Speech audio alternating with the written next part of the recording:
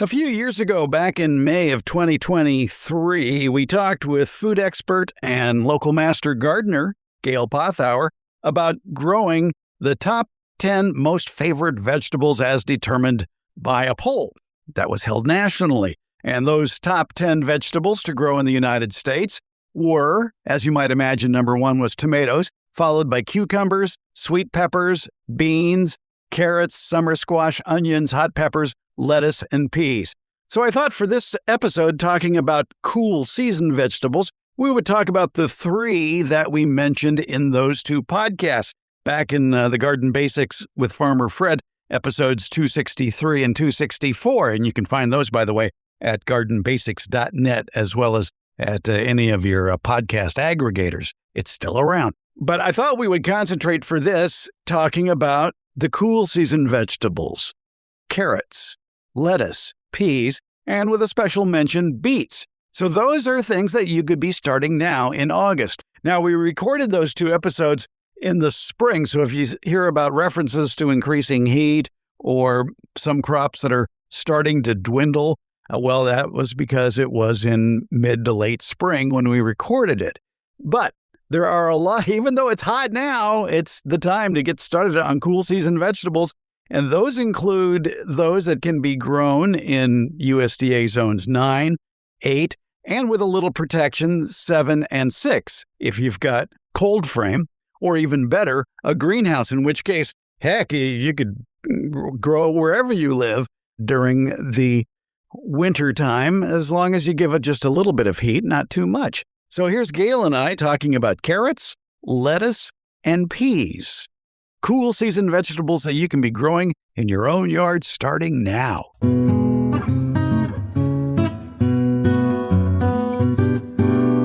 Oh boy, here we go. It's a crop that I think because it's a root crop, you can grow it just about year round, depending on your climate. Carrots. Mm-hmm. I have actually never tried growing them in the summer here because I think we're too hot. I think the roots would be too woody. It's generally a fall crop into spring in our area. But yeah, carrots can be easy to grow. Depends on your soil. They do like to have deep, loose soil, no stones or clods in them. If you have real heavy soil, there are varieties that are shorter and can maybe a little sturdier and can tunnel right through that clay. But they typically like to have a real loose soil. And you can get that if you have a raised bed. If you're like we have clay here, I couldn't grow carrots in my ground. Can do it in a raised bed or a large container. And you're absolutely right. If you have rocky soil too, you want to grow carrots, it might be a good idea to grow the shorter varieties like Danvers half long. Mm-hmm. And like Danvers, and there's a type that's called a Chantenay, and they're real blunt and sturdier. They're thicker at the top, and they can just power their way through heavy soils easier than the ones you find at the grocery store, which typically are the Imperator types. Mm-hmm. They're long and slender, and you really need to have good, loose, deep soil to grow those varieties. Yep. Raised bed is the perfect solution for growing carrots. And here in USDA Zone 9 in California, you can plant carrots from seed, which is, I don't even know if you can.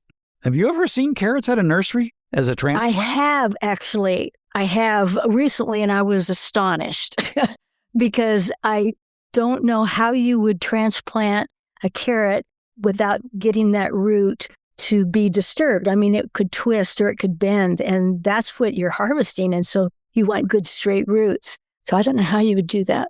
Were they in just normal size containers, or were they in like 9-inch tall tree pots? No, it was a 6-pack. Oh, no. Yeah. Oh, my. Well, you can plant carrots from seed. That's a lot safer. And here in USDA Zone 9, you can plant them in March, April, May. And like you mentioned, the fall through winter planting season of August through December of planting carrots from seed.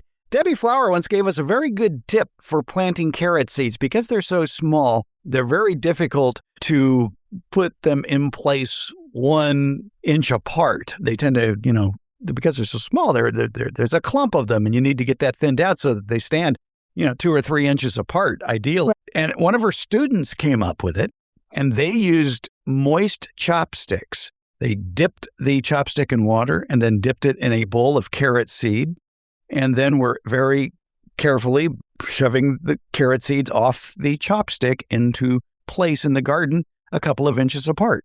And that seems to work.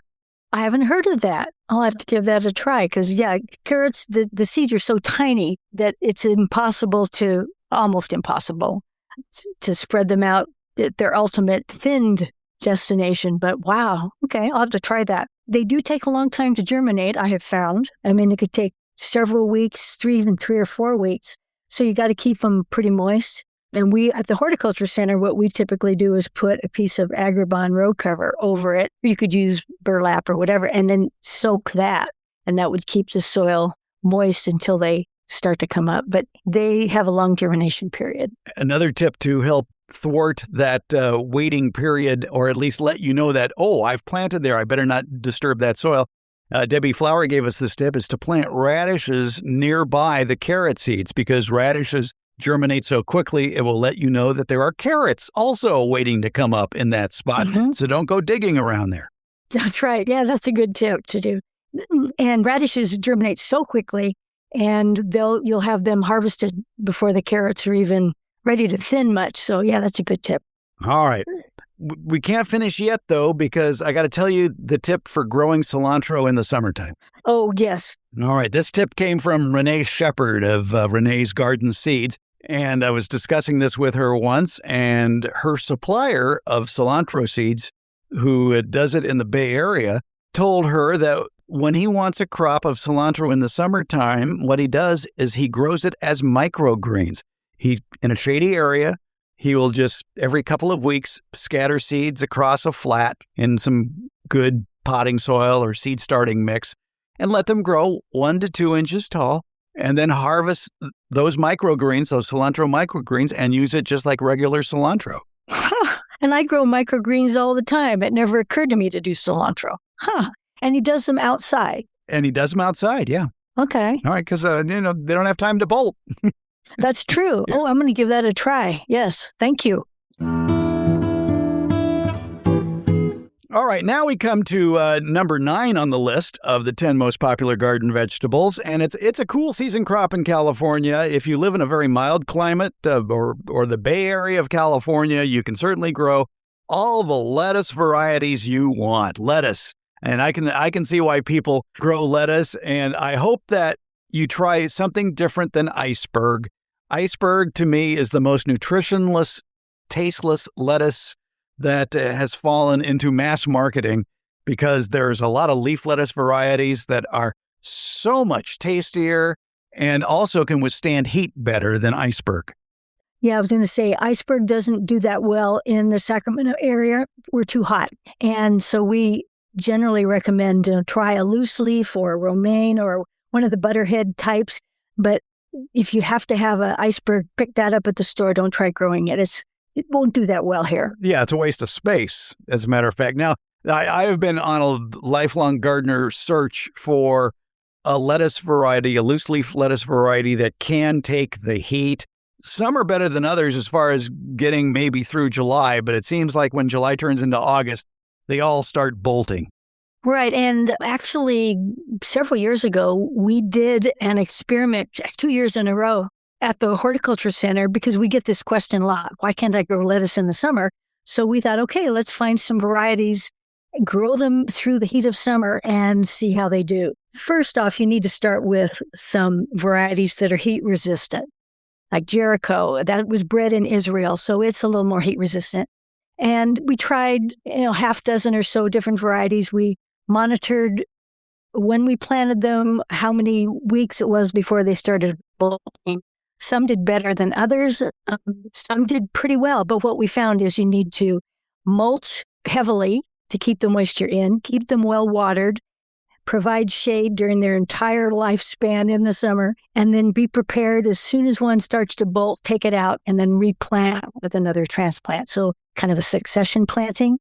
It is possible, but it's a lot of work. I say it takes a lot of water and shading and monitoring.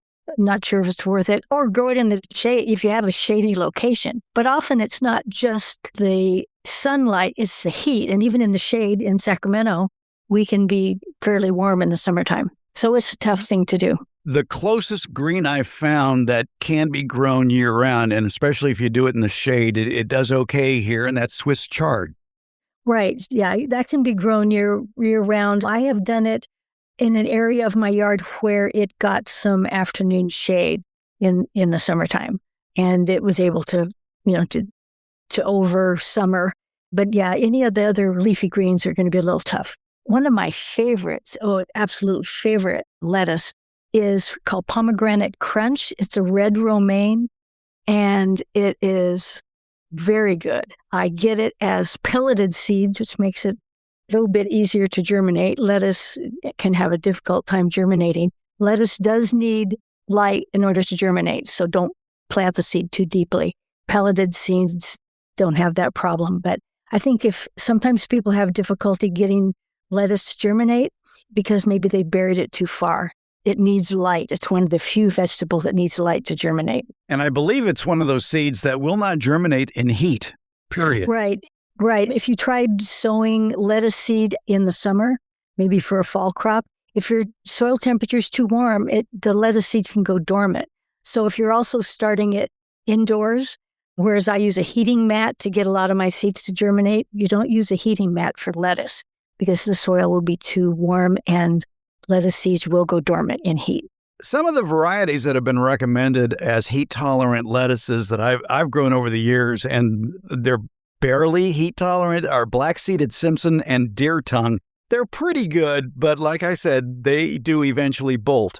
But if you're looking for first of all, I think one good rule to remember is if you want lettuce to last in the yard as long as possible, grow loose-leaf varieties, not head lettuce. And of the ones that we did in our heat-tolerant trial, the ones that did well, besides Jericho, was year-round bronze. It's an oak leaf. And it was late to bolt in the summer, so it actually did very well. Red Cross is a red butterhead. Merlot, a dark red leaf lettuce. And a Paraday, a red oak leaf. That's one of my favorites, but I can no longer find seeds for it. And then Nevada, it's a green loose leaf, kind of a semi-heading type. So all those did well as can be expected in our summer heat. So they did better than a lot of other varieties. I'm glad you mentioned Nevada because I have grown that one before and it was pretty good. But I think if you want a dependable green, do the Swiss chard. Right, I agree. All right. Since that episode with Gail Pothour was recorded a few years ago, I've come across another variety of green that could be part of your heat-tolerant lettuce crop, although technically it's a cabbage. It's called Tokyo Bacana Asian cabbage. It's been described as a cross between Napa cabbage, bok choy, and lettuce. It can be eaten raw in salads or cooked. You can roast it, grill it, or searing it, and that brings out a delicious nutty flavor. You can add it to stir fries for a succulent crunch. And if you come across a recipe that uses bok choy or Napa cabbage, you can substitute Tokyo Bacana instead. Tokyo Bacana, it's a fast-growing, non-heading, loose-leaf Chinese cabbage that features bright, frilly lime green leaves with a mild, succulent lettuce-like flavor and crisp, juicy stems. You can harvest it young as a baby salad green or grown to maturity in 40 to 45 days. And in my informal testing here in a rather hot summer climate, Tokyo Bacana almost makes it through the heat of August. Not quite before it starts bolting, but of all the lettuce varieties I have tried, the Tokyo Bacana cabbage, which again is really more lettuce-like than cabbage-like, does last the longest. Well, let's wrap this up with the number 10 most popular garden vegetable grown according to the National Garden Association and the Rapid City Journal, the Rapid City, South Dakota Journal newspaper. It's peas. I think of peas. I'm looking out my window here and through the Abutilon jungle and looking at what I have growing in barrels, and I've got some Oregon sugar pod peas on their last legs. Yeah, it's getting toward the end of their life here, especially since I think we just hit our first 85 degrees or something after having so much rain and coolness. So peas are going to start struggling.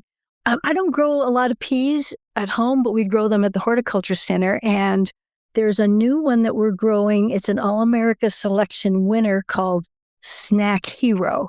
It's a relatively new winner. And it was amazing. It looks like a green bean. So it's more cylindrical, long and slender like a green bean is, and about 4 inches long. And it was so tasty. We were snacking on them raw at our workday the other day. It's really good. It's not a tall plant, maybe a couple feet tall. So we have it growing up an old umbrella frame that we have collapsed down to make like a pyramid. And then we ran some strings up it. So it's growing on that.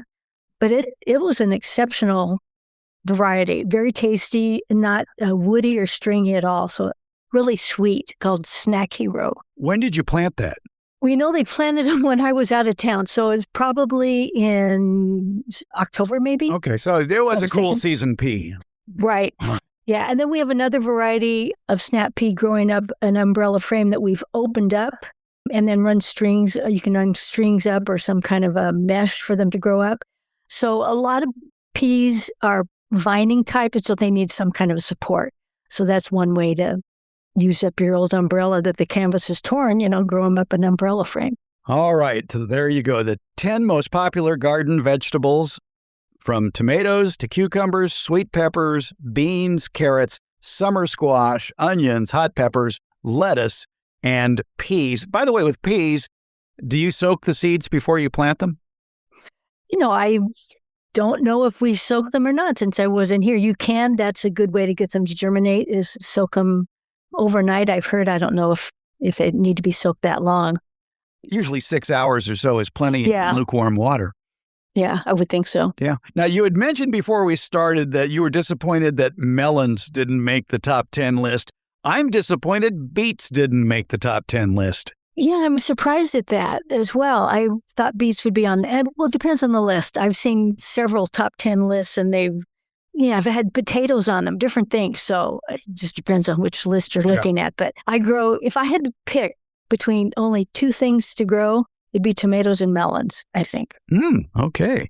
And what I like about beets, this reminds me of something my Uncle Hubert used to say back on the family farm in Beach, North Dakota. When he raised pigs, and he said, we use all parts of the pig except the oink. And beets are like that because the entire plant is edible. Oh, yeah, I can do beets as microgreens. Yeah. So you eat the tops all the time. And the leaves this time of year are lush and make great salad material. Mm-hmm. Absolutely. My favorite beet variety to grow, because it reminds me of something psychedelic, is the Chioggia beet that has that concentric red ring throughout the entire middle. Mm-hmm. Like the bullseye, yeah. Yeah, and it's delicious, too. Yeah, I'm not a big beet fan, but I've learned to eat them. But if I grow them, I like to do the golden beets. They're not as beety, I guess that's a word. So they're a little milder. But if I'm growing microgreens for the tops, I do bull's blood. Ah, okay. Yeah, it's real good. And good tops. And do you wear an apron during all this? You have to, because you get that red all over you, Gail Pothour, we have offered people a short, sweet education on growing home vegetables, and I hope more people try it this year. And we have, and it was fun. I enjoyed it.